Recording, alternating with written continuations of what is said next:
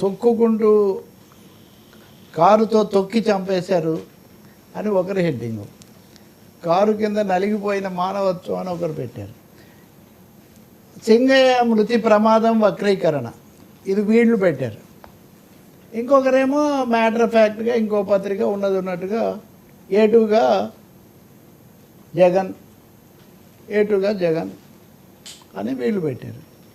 అంటే ఇప్పుడు మామూలు ప్రజలకు వచ్చే సమస్య ఏంటంటే ఆ బాధతో పాటు ఇటువంటివి జరిగాయన్న విచారంతో పాటు తొక్కి చంపేశారు, సెక్షన్ మార్చారు, అసలు మొత్తం కట్టుకథ, ఇలా రకరకాలుగా ప్రమాదం కంటే ప్రజల భద్రత కంటే కూడా రాజకీయమే ఇక్కడ ముఖ్యమైపోవటం అనేది కనిపిస్తుంది.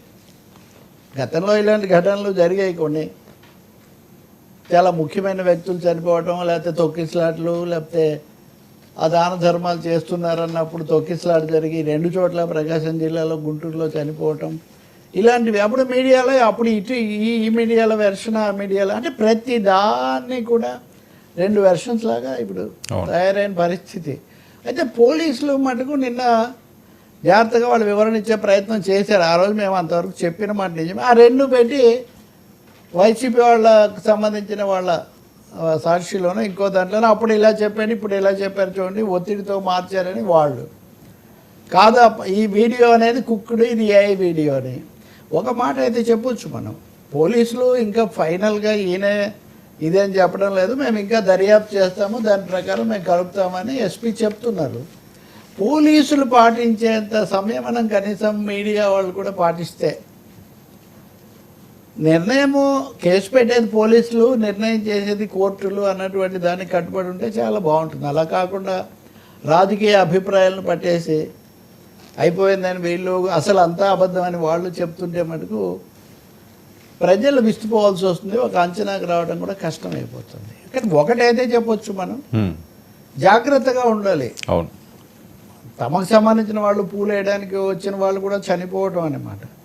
రెండోది ఏంటంటే వాళ్ళు ఒక వీడియో చూపిస్తున్నారు, ఇది వైసీపీ వాళ్ళు ఒక ప్రకటన కూడా చేశారు.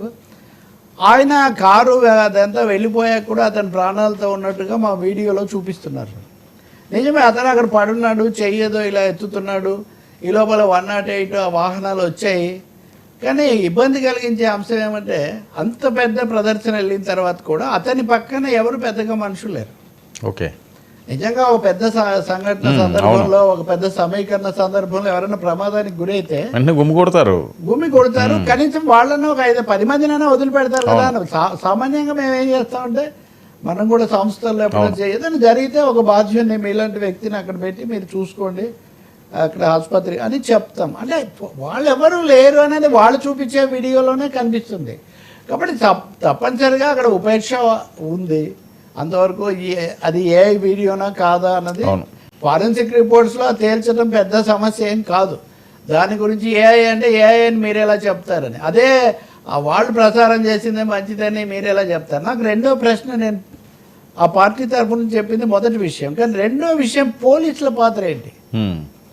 పోలీసులు అనేవాళ్ళు ఇన్ని ఆంక్షలు లేకపోతే అనేక జాగ్రత్తలు చెప్పిన వాళ్ళు, ఒక మనిషి అక్కడ పడేదంతా ఏడనేది ఉన్నా అసలు రాష్ట్రంలో రాజకీయ ఉద్రిక్తతలు వివాదాలు ఎంత తీవ్రంగా ఉన్నాయన్నది తెలిసినా దాన్ని ఎస్టాబ్లిష్ చేయడానికి ఎందుకు ప్రయత్నం చేయలేదు?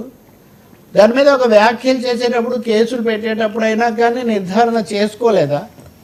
వీటి వల్ల విశ్వసనీయతకు కూడా విఘాతం వస్తుంది కదా, వివాదాలు పెంచే విధంగా మారుతుంది. కానీ ఎందుకంటే ఇప్పటికే గత ప్రభుత్వంలో పోలీసు అధికారులు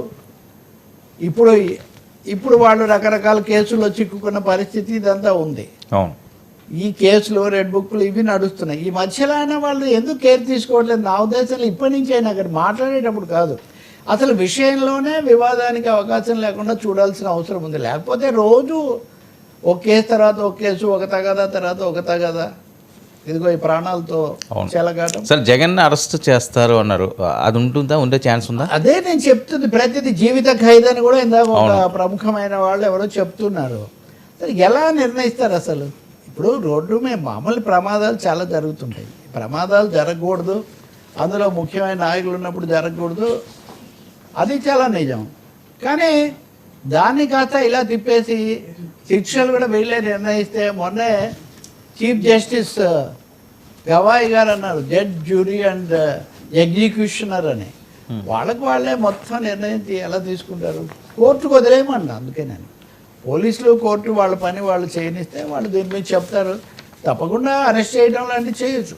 అరెస్ట్ చేశాక మళ్ళీ కోర్టులు ఎంతకాలం ఉంచదు, లేకపోతే వీళ్ళు ముందే వెళ్ళి దానికి ఏమైనా తెచ్చుకుంటారా?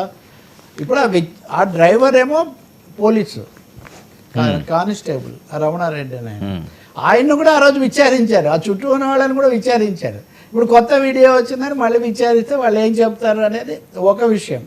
ప్రభుత్వ ఉద్యోగులే కాబట్టి ఒత్తిడి చేసి వ్యతిరేకంగా సాక్ష్యం చెప్పించవచ్చు అని వీళ్ళు అంటారు.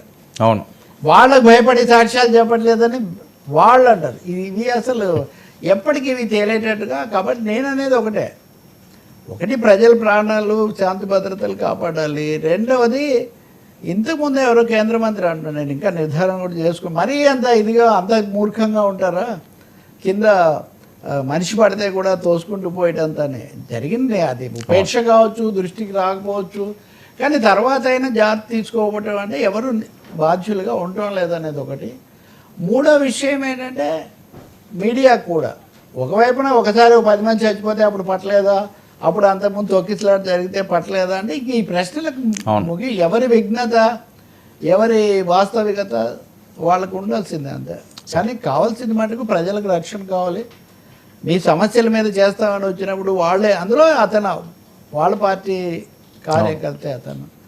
కాబట్టి మరి ఆ మొదటి ఫిర్యాదు ఇచ్చాక వాళ్ళు ఏం చెప్తారు? ఇప్పుడు ఎవరు ఏం చెప్తారు, ఎప్పుడు చెప్తారు? ఇప్పుడు పోలీసులే సాక్షాత్ ఎస్పీ గారే 2 సార్లు 2 రకాలుగా చెప్తున్నప్పుడు ఎన్ని రకాల ఒత్తిళ్లు పనిచేస్తున్నాయి, లేకపోతే ఎన్ని రకాలైన సత్యాలు వెలికి వస్తున్నాయి మనం చెప్పగలిగిన పరిస్థితి లేదు. సార్ జగన్మోహన్